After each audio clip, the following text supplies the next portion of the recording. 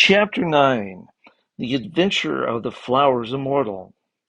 Along the steep and rugged mountain path there came a youth, swift and silent of foot. At his girdle hung a wallet, and on his breast he wore the emblem of the great king, with another emblem as of wings outspread. Soon he overtook Sir Constant, who was walking slowly under the burden of his arms, and saluted him with a smile. "For I too am of the royal service," he said. "I am a seed bearer for the king's gardens." "Glad I am to meet you," said Sir Constant. "When the heart is heavy, there is help in fellowship. For that was for that was I sent, perchance," said the youth. "Is your heart heavy with the toil of the way?" "Not that only," answered the knight. "There was upon my spirit the shadow of a mystery and of pain. Saw you that city far below us in the valley? I came that way, and for a time rested by the south gate. There it was that this shadow fell upon me. I know the city. It is from there that I come.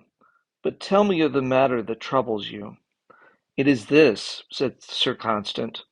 "In the gate of that city lay a beggar, lame and half blind, who received the alms of those who passed by.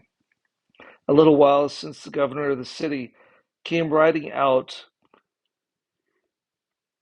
of that gate with a company of men at arms, and one of these, having a heart of stone, thrust at the beggar with the butt of his lance, so that he reeled and fell, crying out in pain. The governor heard the cry, but seeing that it was a beggar, passed on unheeding, and the only help came from an old dame who lived by the gates in great poverty. She came to the beggar and lifted him up, and took him to her cottage to wash his wounds. Then she took him to his home, and with her last piece of money bought him further ease for his pain. "It was a full noble deed," said the seed bearer. "It was a full noble deed," said Sir Constant, "yet none saw it who would reward her. It was as water cast out upon the desert sands, and she who loves her neighbors is left unblessed, while the hard hearts ride by in pomp and power. So as I came, I grieved that so much of love should be unregarded." "So it seems," said the seed bearer, "when the shadow is upon us, which we call the shadow of the forest of burdens. Yet I can tell you more of that story. Scarce had that governor left the gate when his horse stumbled and fell, and the rider was slain, so that in a moment the pride of life and power was quenched in death. Alas," said the knight, "now I grieve for the splendor so suddenly darkened. But surely that was punishment for his hardness of heart." "No," said the seed bearer, "not in that way does the great king keep account.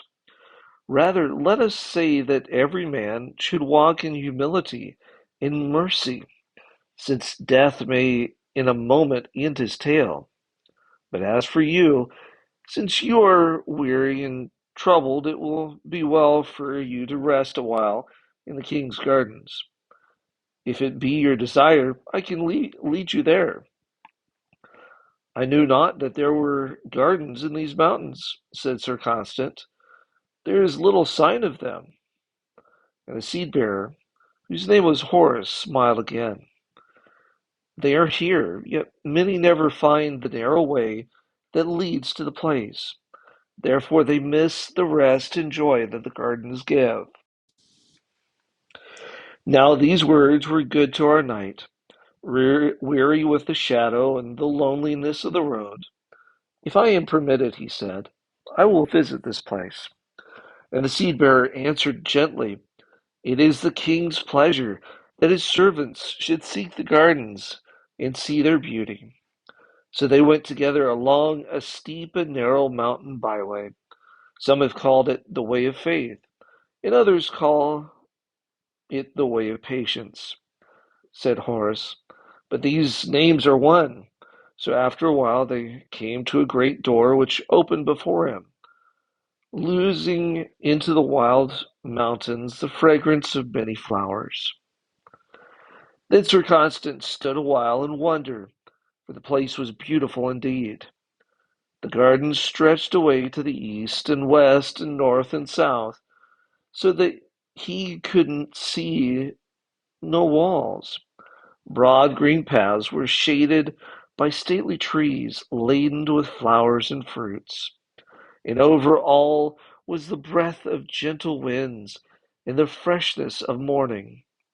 It was a garden where storm and tempest never came. There were many flowers of beauty and sweetness all around, but the favored flower of the garden was a lily that grew like a star, sweeter than any lily in the gardens of earth and whiter than the spotless snows of the great north. So magical were these in their fragrance that as it reached our knight, his weariness passed like a dream. His eyes brightened and his heart found rest. But Horace led him on till they came to a garden bed that was filled with these white lilies, row in row. There he opened the wallet at his girdle and took from it one little seed. This he dropped at the verge of the garden bed, and immediately upon that spot there sprang up a lily like the others, as fair and fragrant as any. Then cried the knight, "Do these require neither care nor tillage, water nor shelter?" "Nothing harmful can enter the gardens of the great king," answered Horace. "As for that seed, it was already a perfect flower, and needed only the air of the garden to be seen in all its beauty. But though the flowers cannot be harmed, they have care in tending, for they are the delight of the gardener, who walks here daily. My fellow servants and myself have naught to do with this, but only collect the seeds from the homes of men. We bring them here, leaving them to the gardener in the garden." "And these lilies?" asked Sir Constant. "Are they the most precious of all the flowers?" "They are," said Horace. "There is a deed which links heaven and earth, for it shows the greatest glory of both heaven and earth. Of that deed, this star lily is the emblem, for it has the form of a heavenly thing, with the deepest purity and the most gracious fragrance of earth. Therefore has the king commanded that when any such deed is done, it shall appear in this place as a new star lily, to bloom in his garden until the time of gathering. It is called the flower immortal, for it shall never die."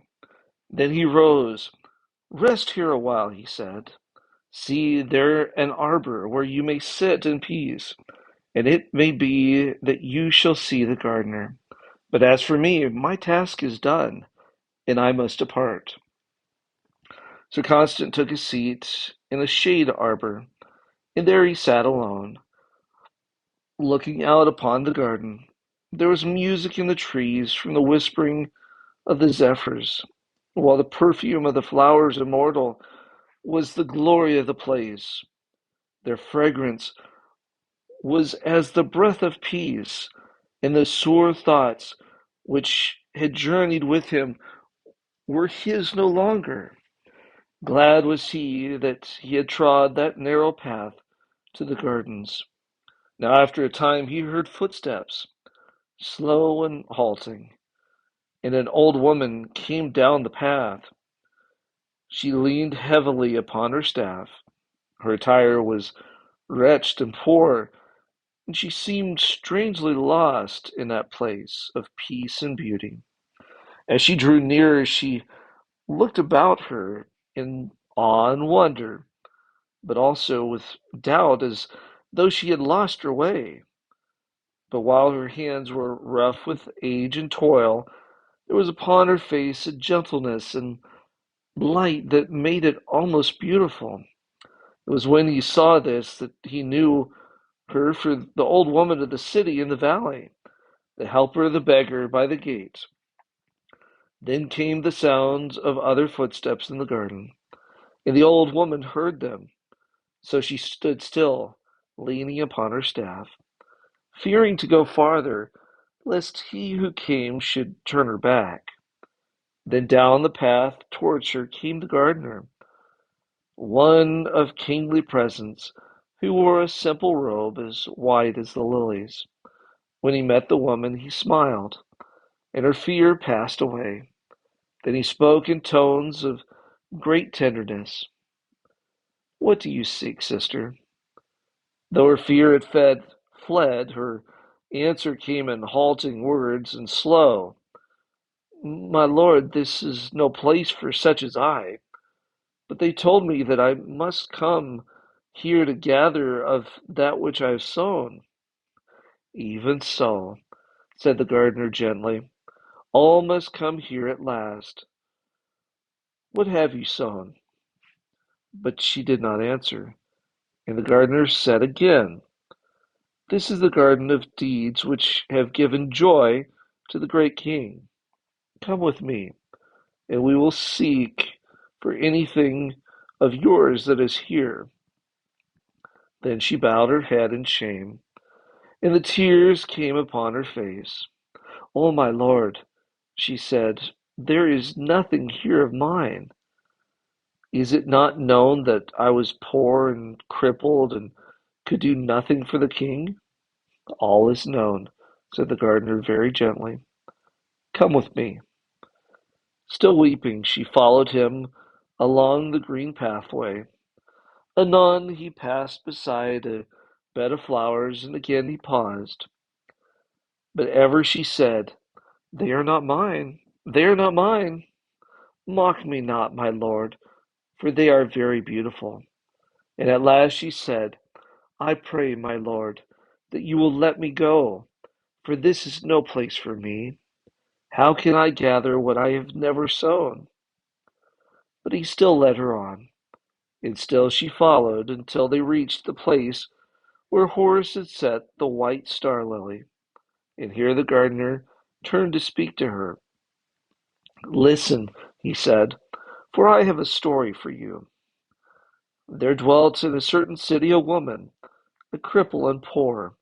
She was a servant of the great king, and it grieved her much that she could do nothing for him of sufficient service, for she had neither gold for gift nor strength for toil beyond the toil of living. She loved him so well that she would have proclaimed his glory to the seven seas, and it would have been too little. But she was bound in a mean room in a mean street, and might never go away. Yet out of that denial she made sweetness instead of bitterness, so that her face was a blessing, her words were music, and her deeds were power that healed and saved. There was none to give her fee or reward, none to tell her that her deeds were royal, for that she was the king's ambassador in that place. Nay, all her deeds seemed as water thrown upon the desert sands. But the king knew his servant, and each precious deed of hers was a seed for a certain garden which he loved well. The watchful hours gathered them, for they also are his servants, and brought them here. And when they came here, they immediately sprang up, flowers immortal, fairest of all the king's flowers. For such deeds as those are flowers which the king will not suffer to die.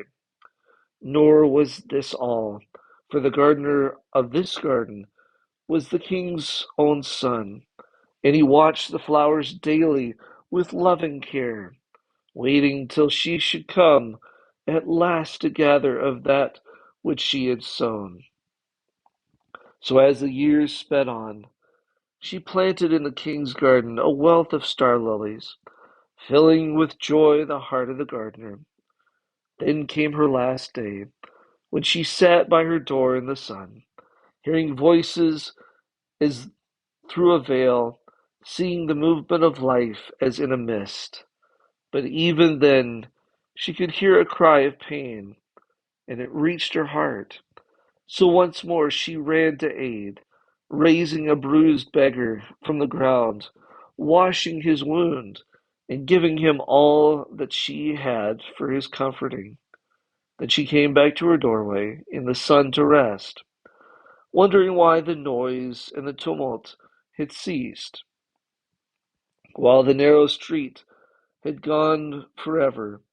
She stood in the king's garden where the star lilies grow.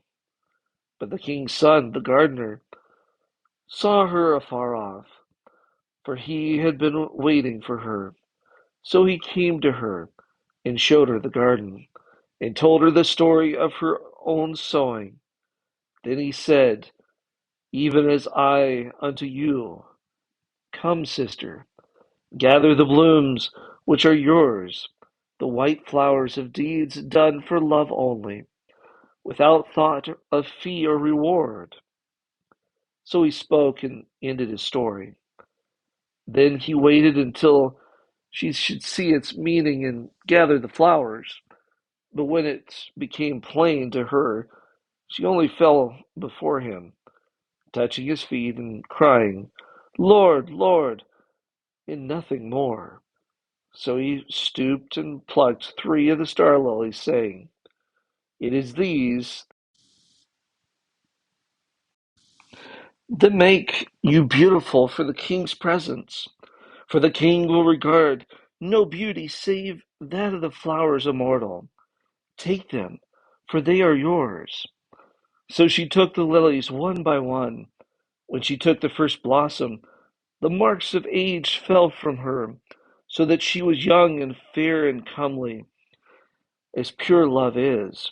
The second changed her worn and beggarly raiment into a robe of pure white, such as the gardener wore. For pure love is ever a garment of white. And when she took the third lily, it brought light to her faded eyes and radiance to her look. For pure love is ever the power that lights and warms the world.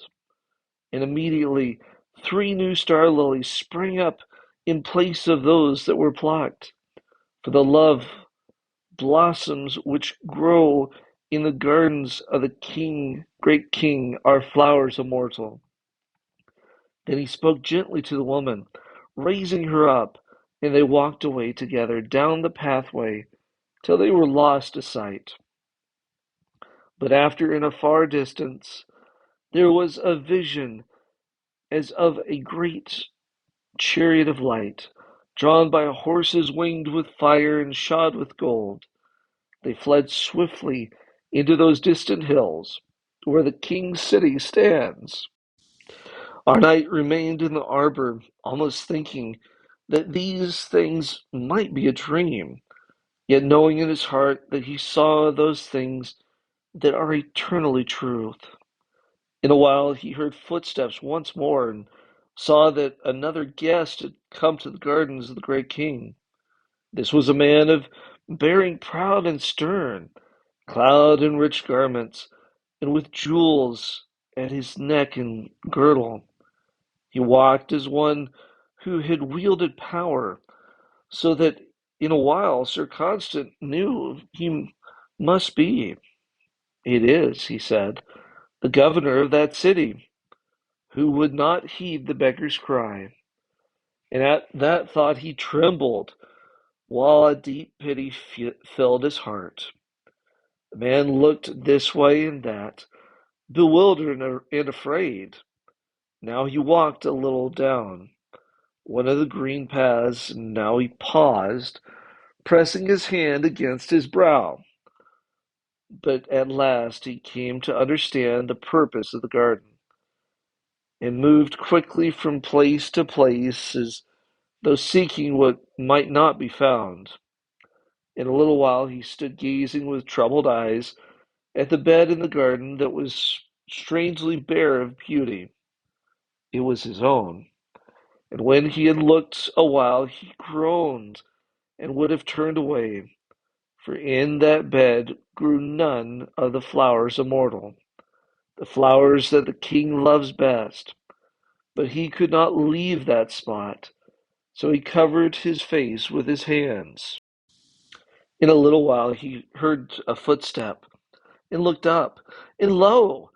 Over against him stood the gardener, looking not at him, but at the flowerless garden. Then he who had been a governor looked upon the gardener, and knew him. And when he knew him, he gave a great cry, and turned and fled, seeking some place where he might hide himself. Had he stayed there, the gardener would have looked up, and to meet the gardener's eyes was a terror which he could not bear. But the gardener raised his head and looked after him. Sadly he looked, but there was love and pity in that sadness, and in a little space he walked away down the garden, as though to follow him who had fled so vainly. And then our knight rose and found the door which he had entered the garden, and so reached once more the path that is called the way of faith and patience. The hills were bleak and shadowed, for night was near, but he bore with him the fragrance of the flowers immortal, the music of the voice of the gardener. There still lie the gardens of the great king, where the white-robed gardener tends his star lilies until the time of gathering. Happy are those who find the door, for there the shadow of the forest of burdens is lifted from their hearts. But the way is not an easy way. Bear one another's burdens, and so fulfill the law of Christ. For if a man think himself to be something, then he is nothing. He deceives himself. Galatians 6:2 and 3. Come and let us return unto the Lord, for he has torn and he will heal us. He has smitten and he will bind us up. After 2 days he will raise us up. In the third day he will raise us up, and we shall live in his sight. Then shall we know if we follow on to know the Lord. Hosea 6:1-3.